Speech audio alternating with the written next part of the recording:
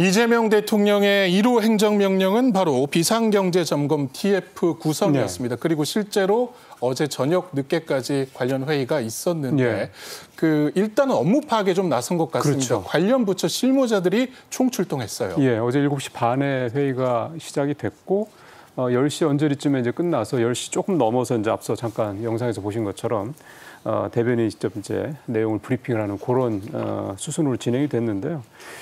김범석 기재부 1차관 등 주요 경제 관련 부처 1차관 또는 1차관이 없는 경우에는 차관보 또는 2차관 이렇게들 대부분 이제 고위 관료들이 참석을 했고, 저는 좀 눈에 띄었던 게 정부 산하의 경제연구기관들이 좀 여러 개가 있는데요. KDI 한국개발연구원이나 산업연구원 또 대외경제정책연구원 원장들이 참석을 다 했더라고요. 그러니까 이런 부분들이 그냥 단순히 관료들만 불러서 그냥 상황이 어때라고 물어보는 차원을 넘어서서 이제 해당 분야의 좀 전문적인 그런 지식을 갖고 있는 분들까지 얘기를 들어서 좀 더 거시적인 차원의 상황들까지 파악하려고 했던 게 아니냐, 이런 해석도 좀 해볼 수가 있겠고요.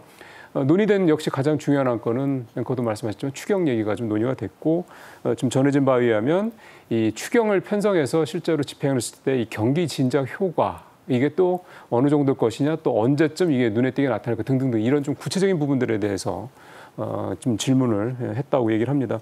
잘 아시는 것처럼 이 대통령이 이제 유생 기간 동안에 30조 원 언급까지 좀 있었거든요. 그러다 보니까 대략 거기에서 조금 더 되거나 이런 정도의 추경 규모가 조만간 확정되지 않겠나 생각이 좀 됩니다. 예.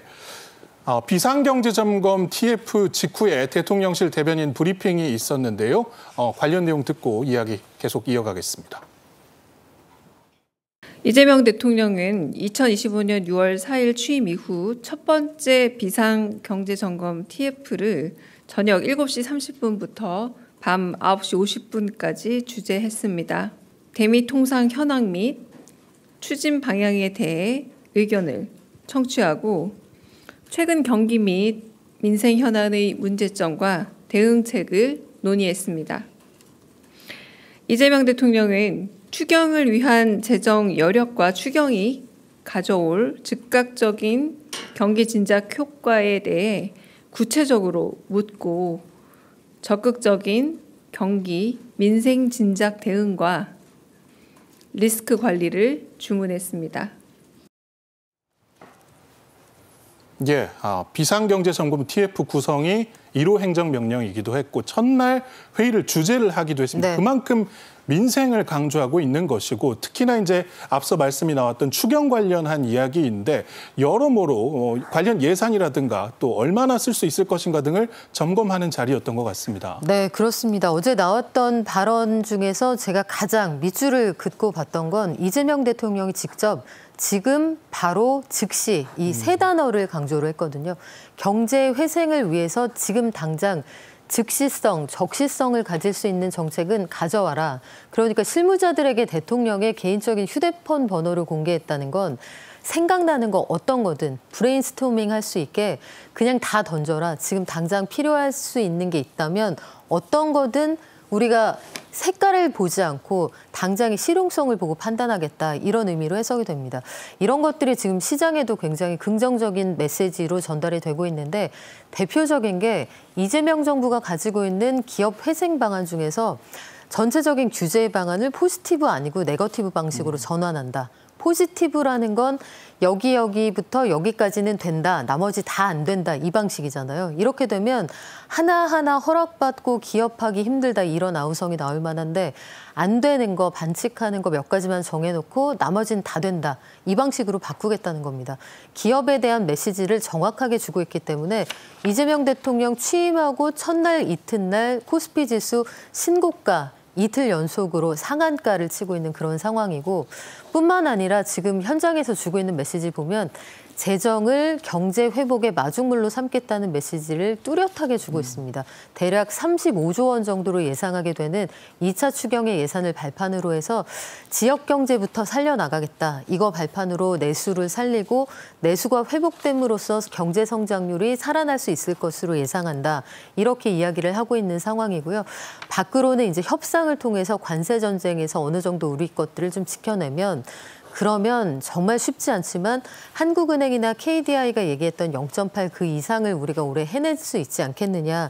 이게 이재명 정부가 처음 회의에서 보여준 그런 입장이 아닐까 예상을 해봅니다. 예, 비상경제점검 TF 주요 안건이 결국은 추경이 될 텐데 말씀해 주신 35조 원 정도 확정 전에는 몇 차례 더 회의가 열릴 것 같고 이 회의가 좀 정례화될 수 있다는 느낌도 듭니다. 네, 그렇습니다. 과거에도 보면은 역대 정부에서 경제가 위기 상황에 빠졌을 때는 공식적인 회의 이외에도 그 관계장관 회의, 그래서 비상경제장관 회의라는 게 일주일에 한 번씩 정례적으로 열렸고요. 예.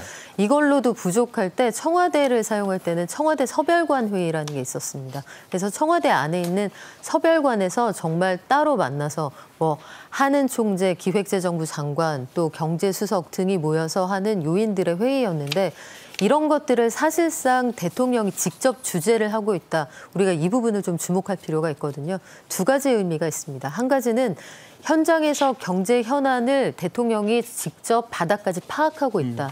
그만큼 정책에 대한 숙련도와 이해도가 높다는 거고 오랫동안 준비가 되어 있었던 대통령인 만큼 이 정책에서 솔루션을 준비하고 시작을 했다는 거죠.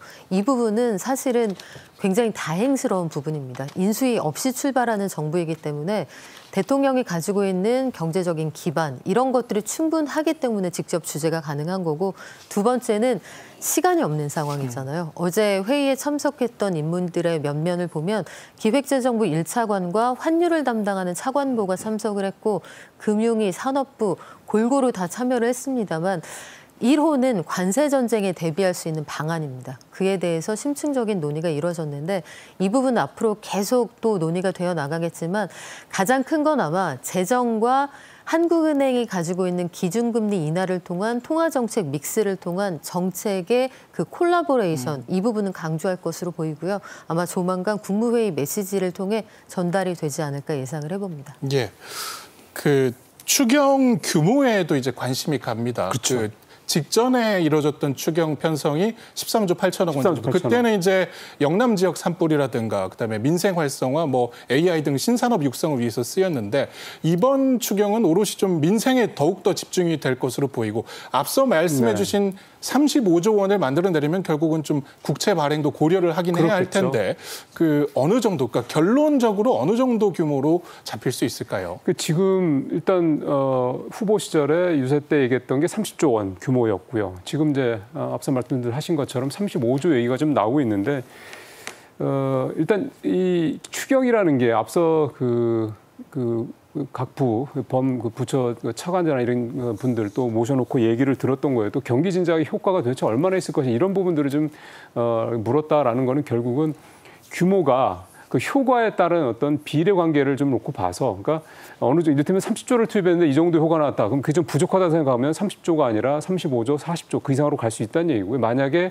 지금 사실 말씀하신 대로 재정 문제에 대한 이런 부담도 사실 없잖아 있기 때문에 이 부분을 또 감안했을 때 그럼 그 정도면 한 25조나 또 뭐 30조 밑으로도 될 수가 있느냐라 했을 때 그 정도도 가능하다 그러면 또 그렇게 좀 줄일 수 있는 것 같고요. 근데 어쨌든 지금 이게 새 정부 초기고 또 이번에 앞서 이제 박 평론가께서도 주식시장이 상당히 좀 좋은 모습을 보이고 있다는 것도 결국 이제 새 정부가 출범을 해서 뭔가 경제를 좀 좋게 만들 것이라는 기대감이 지금 반영이 됐다는 얘기거든요. 그러니까 그런 것도 좀 전혀 도외시할 수 없는 상황이기 때문에 현재로서는 35조를 전후로 해서 규모가 폐쇄될 것 같고 중요한 거는 이게 이제 예전처럼 단순히 무슨 그 소상공인들 어떤 뭐 부채 같은 이런 걸 좀 탕감해 준다든가 뭐 이런 식으로 가서 어떻게 보면 잠기는 그런 추경이 아니라 실질적으로 돈이 돌게 그러니까 이 대통령이 유세 때 했던 얘기처럼 시장에 돈이 돌게끔 만들 수 있는 그런 효과를 낼 수 있느냐 그 부분에 좀 더 방점을 두고 추경 편성의 구체적인 항목들이 좀 정해지지 않겠냐 그런 생각을 좀 해봅니다. 예, 그 대규모 추경이라는 큰 틀은 이미 정해졌고 결국은 민생을 위해서 주로 쓰일 텐데 수단은 결국은 이재명 대통령이 성남시장 시절부터 좀 써온 방법이긴 합니다만 지역 화폐가 될 것 같습니다. 네, 그렇습니다. 지역 화폐를 기반으로 해서 지역 경제를 살리고 이게 전반적인 내수의 부양으로 이어질 거다. 이게 이재명 대통령의 오랜 구상인데 지역 화폐라는 건 그 지역에서만 쓸 수가 있습니다. 그러니까 아마 지역 화폐의 발행 규모 같은 것들도 해당 지역이 얼마나 지금 고전하고 있는지 이런 것들을 두루 반영해서 책정이 될 것으로 예상이 되고요. 그래서 지역화폐를 발행을 하고 이걸 기반으로 해서 그 동네 자영업자들이 한숨 돌린다 이런 이야기가 나오면 그러면 하반기부터는 사정이 좀 나아지지 않겠느냐. 이게 이재명 대통령의 구상입니다. 그래서 지역화폐에 관련한 예산이 이번 대규모 추경에 상당히 반영이 될 것으로 보이고요. 아직까지 구체안은 나오지 않았습니다만 1인당 대략 한 25만 원 정도의 지원이 가능하지 않겠느냐 이런 구상도 나와는 있죠. 구체적인 예산은 좀 짜봐야 하겠습니다만 현재 이걸 조율해봐야 되는 여러 가지 변수가 있습니다. 대표적으로 국채를 얼마나 발행할 수 있을지, 이게 시중금리에 얼마나 영향을 주게 될지 이런 것들도 고려를 할 테고요. 해당 지역에서 아마 여러 가지 수요에 대한 파악이 지금 이루어지고 있을 겁니다.